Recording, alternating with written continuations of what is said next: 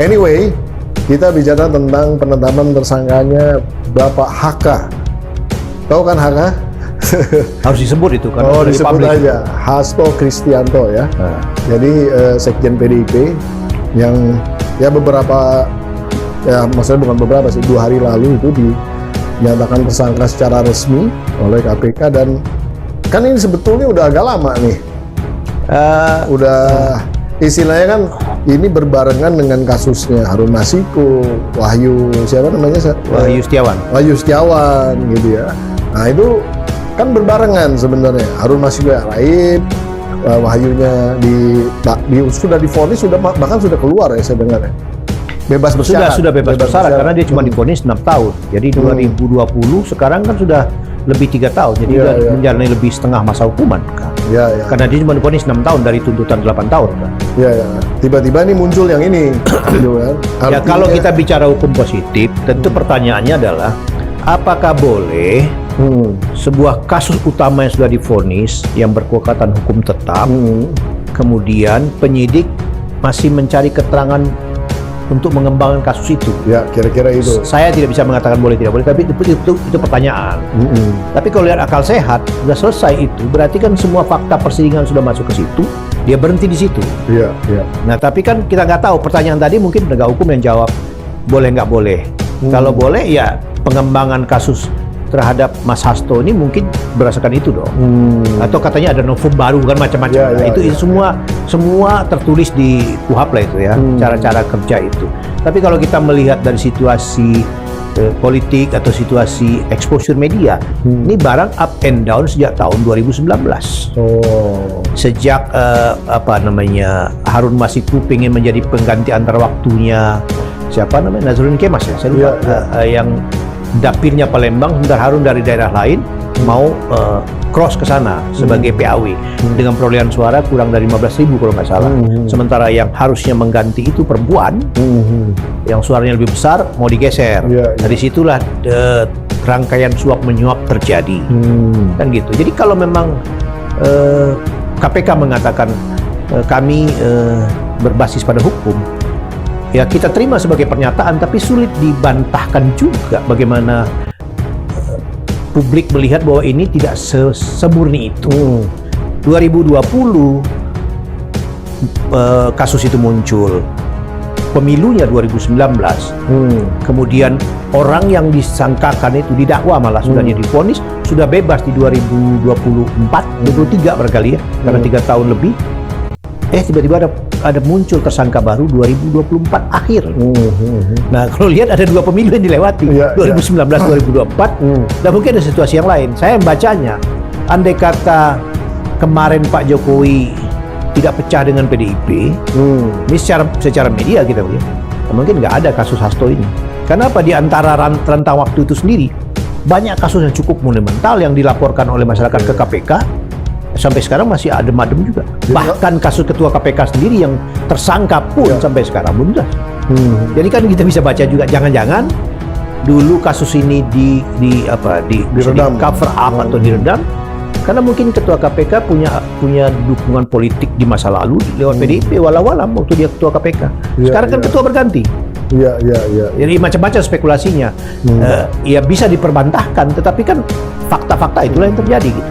Nah, artinya berarti sebetulnya dalam konteks ini kejadian pentersangkaan ini ada andilnya Pak Jokowi?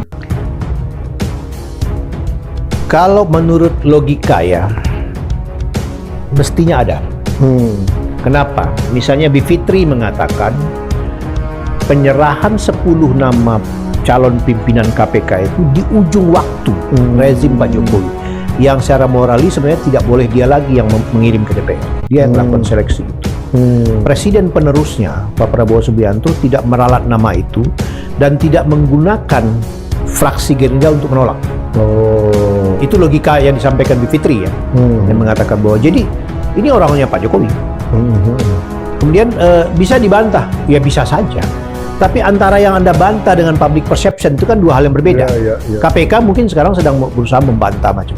Silakan aja. Tapi kalau kita lihat survei persepsi publik, saya nggak percaya 100% bahwa yang disampaikan KPK itu dipercaya. Problem politik itu kan problem persepsi kan sebetulnya. Iya, iya, iya. Jadi sekarang posisinya ada di situ. Kebetulan juga lagi ramai kemarin habis pemilu parcok. Kebetulan juga ketua KPK juga berpangkat jenderal kan, Iya. bintang 2 kalau nggak salah Iya, ya, iya. dan masih aktif di kepolisian. Jadi bantahan itu ya diterima sebagai kutipan, tapi belum tentu diyakini kebenarannya 100% gitu. Saya menganggap ya KPK memang dia pasti akan menyampaikan hal itu, nggak mungkin dia mengakui itu sebagai institusi, Iya, iya. kan gitu. Tapi kalau kita lihat orang media, ya ada perlunya pengakuan, ada perlunya fakta-fakta, kan gitu. Ada sumber lain yang bisa mengkonfirmasi, kayak begitu.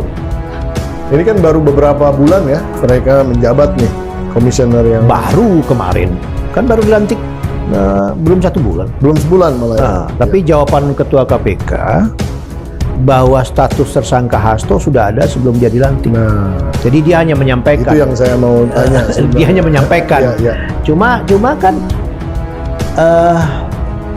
kalau Memangnya kalau mohon maaf nih, kalau keputusan si komisioner yang sebelumnya itu bisa nggak bisa. harus diputuskan lagi di secara kelembagaan mungkin berlaku prinsip continuity. continuity. Tetapi kalau komisioner yang baru taking concern, dia boleh menggelar ulang. Tapi kalau dia menganggap itu given, bisa aja. Sama aja, pergantian rezim lah. Itu pilihan. Cuma ketika kita menjalankan pilihan, maka muncul persepsi kan, oh ternyata itulah yang berlaku sekarang kan. Itu yang terjadi kan. Iya, iya. Jadi pilihan boleh Anda buat, tapi once Anda deliver kebijakan publik berhak menilai. Makanya ketika menggodok harus dipertimbangkan banyak hal kan. Jangan sampai ada celah untuk Anda ditembak kan. Iya. Nah, kira-kira dengan kasus ini muncul, terlepas daripada benar atau salahnya dulu ya, tapi intinya begini, ini kan muncul sprindik bocor kemudian. Nah, sedangkan kita ini kan mempunyai ekspektasi tinggi terhadap yang namanya KPK itu kan. Ya. Sebetulnya. Ini sebetulnya dalam konteks persepsi publik ini miring atau bagus, atau ini kan dari segi jurnalisme ini gimana? Sebetulnya dengan perubahan undang-undang KPK yang kemudian menjadi 11-12 dengan kejaksaan, dengan kepolisian, tidak lagi independen seperti dulu. Ya persepsi publik sudah terdiskon banyak lah. Apalagi indikasi kasus-kasus yang diusut juga menunjukkan bahwa itu makin terkonfirmasi. Kasus-kasus yang orang-orang yang berseberangan dengan rezim lebih cepat direspon.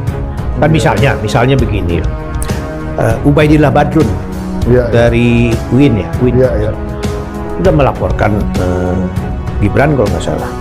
Kemudian yang terakhir saya lupa juga ada yang melaporkan Bobi juga. Bahkan Bobi juga fakta persidangan mengenai Blok Medan.